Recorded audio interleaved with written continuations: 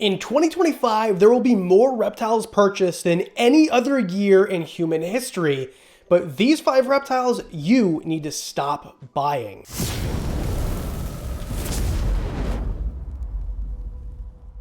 I guess it is a pretty bold thing to say stop buying certain reptiles, don't buy this reptile.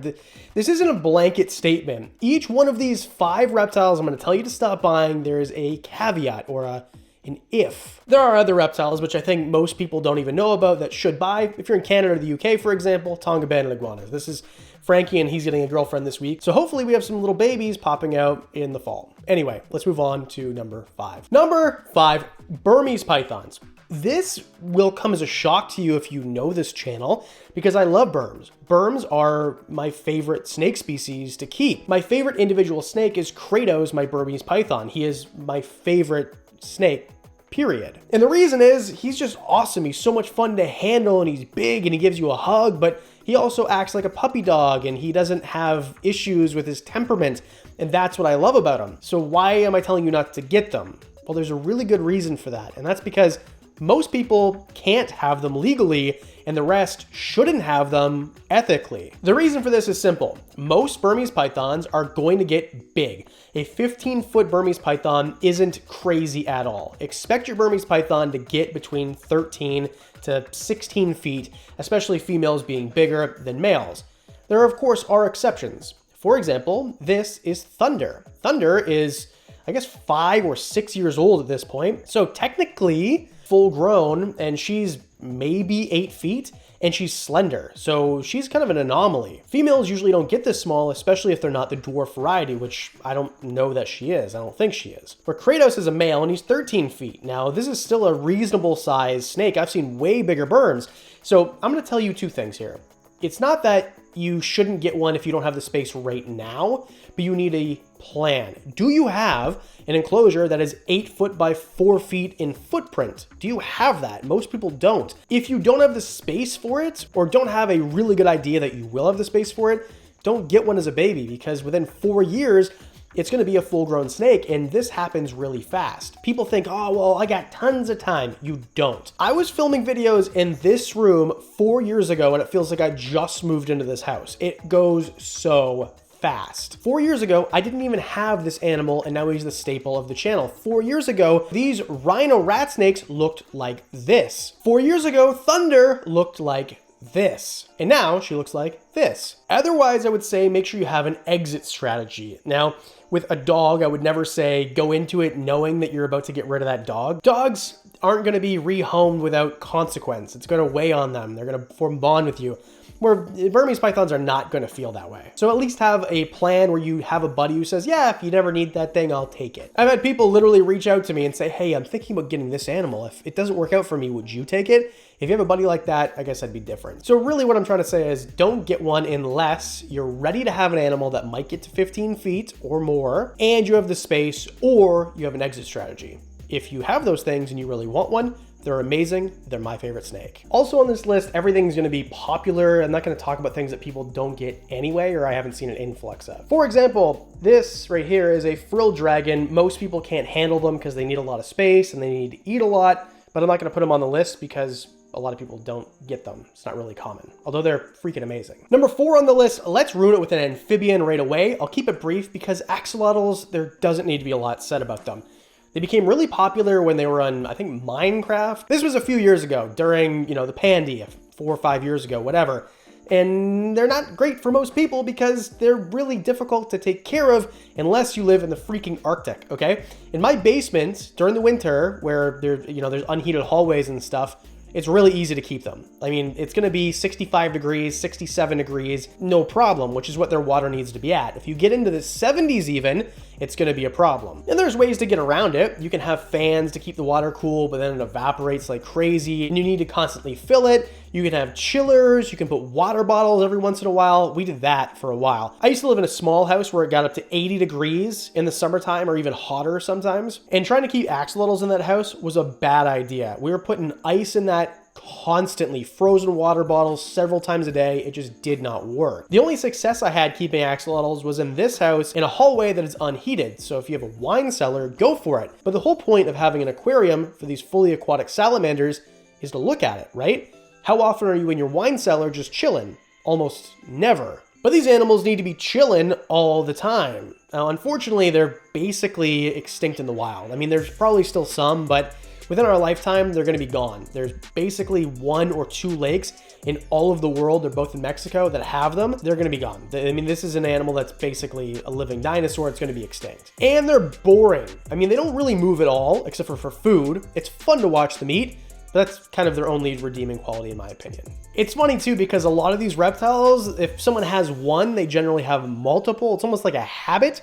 And if you're dealing with another habit that you want to quit, you can, thanks to today's sponsor, Fume. Really, Fume is about taking the bad out of the habit. You've probably heard about this award-winning flavored air device. I love Fume. I've been using it for a couple of years now. You don't even need to have a bad habit to change. I didn't have a bad habit. I just like this thing because the hand to mouth, you have flavored air going into your mouth, nothing comes out, no smoke, no vapor, and the flavors are amazing. I'm showing you the crisp mint because this one turned out to be my favorite, but the pomegranate one is great, the black pepper one, maple. I can't even tell you how perfectly balanced the flavors are. They're beautiful, they're balanced, they act as a fidget spinner on the back, and you can change how much air draws into your mouth. Plus, Fume only uses natural ingredients, and it's backed by real doctors. And you can chew on the end with a new Fume topper, and you can get one of those for free when you go to tryfume.com/Wickens. And if you use the code Wickens at checkout when you buy the Journey Pack, that topper is free with your first order. That's tryfume.com/Wickens and use code Wickens at checkout.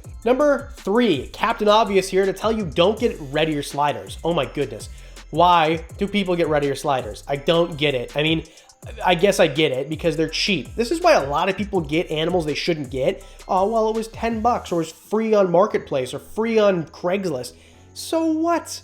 I mean, realistically, I also got turtles for free because a buddy of mine gave them to me. And within a month, I spent $1,500 setting them up in a proper enclosure. Most people who get a free pet or a pet under $25 aren't going to spend the hundreds of dollars that you'll need to set up your rudder, your slider perfectly. You're going to need 75 gallons, 100 gallons, 150 gallons of water. I prefer. It's going to be huge. You're going to need a stand for it. Then you have the risk of water leaking. Last year, I don't know if you watched the video, it's right here, but my whole aquarium leaked into my basement, and that's why I don't have turtles anymore. Anyway, I had a yellow belly slider and a map turtle, which are great pets if you really want turtles, as are regular sliders, but always rescue them. You almost never need to buy really common pets like that, really common pet turtles. If you want something like a side neck or, a snake neck or a musk turtle, you'll probably have to buy them because, people who are enthusiasts buy those.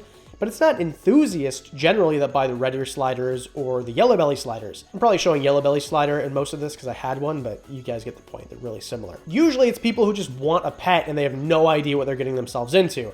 And don't get red ear sliders. Unless, of course, you're prepared for it and you want a really cheap pet that's going to be really expensive to keep. Number 2, I almost never do this. I'm going to ruin the list with a second amphibian or group. Weird frogs, okay?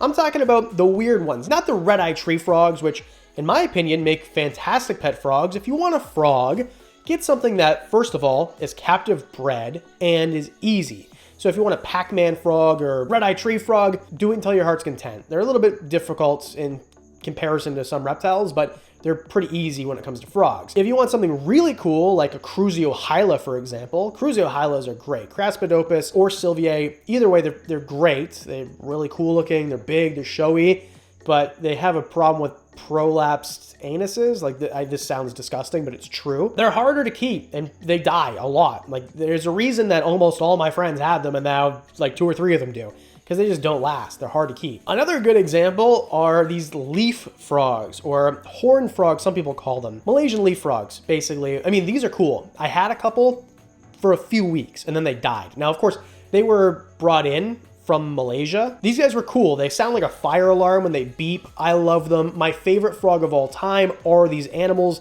I saw one on the cover of a Reptiles magazine when I was a kid and I've been obsessed ever since.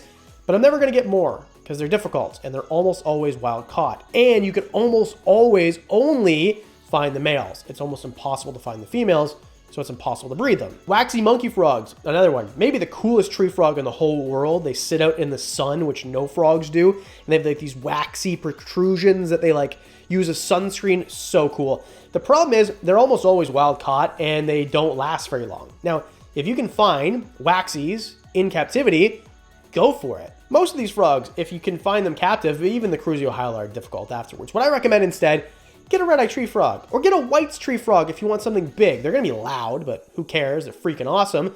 They're just, yeah, weird frogs. Stop buying them. They're just dying. Like, unless you're a real enthusiast. Number 1, Savannah monitors. No surprise here. I've got a whole fan club of people. Well, they're like, what's the opposite of a fan club? That love Savannahs and hate me because I keep talking about them. And the reason is most people can't handle them. And I get it. If you want a monitor and you want to pay nothing for it, get a Savannah monitor. I mean, they are cool, but you're probably getting one that's wild caught. See a theme happening here? So they're going to be cantankerous and full of parasites. I had a buddy I used to live with, like one of the first places I ever lived outside my parents' house. And this guy had boas and a bunch of other stuff, but the one thing that he had was a Savannah monitor whose name was Lucifer, and he lived up to that name. I mean, cantankerous.